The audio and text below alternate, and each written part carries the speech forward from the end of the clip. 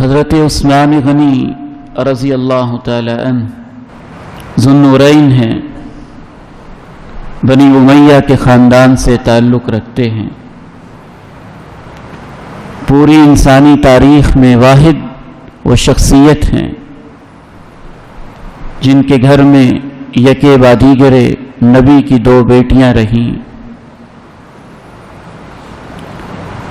سرخ و سفید رنگ تھا، درمیانہ سا ان کا قد تھا، جعد الرأس، گنگریالے بال تھے، خدل الساقین، موٹی خوبصورت پنڈلیاں تھیں، عریض المنکبین، شانے چوڑے اور چھاتی بڑی کشادہ تھی۔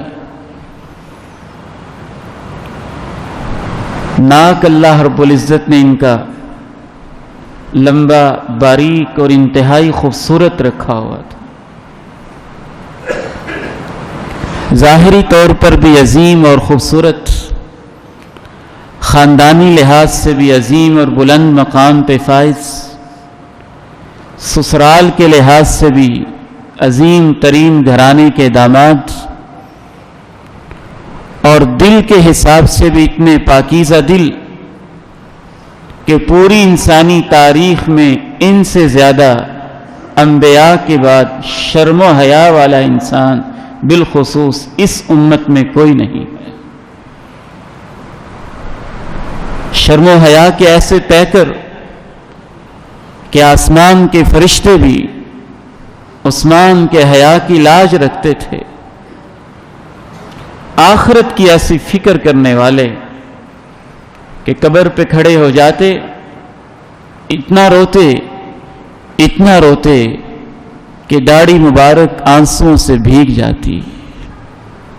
لوگ پوچھتے، عثمان آپ آخرت پہ اتنا نہیں روتے، جنت جہنم کے تذکرے پہ اتنے آنسو نہیں بہاتے جس قدر آپ قبر کے تذکرے اور قبر پہ کھڑے ہو کے رو دیتے ہیں۔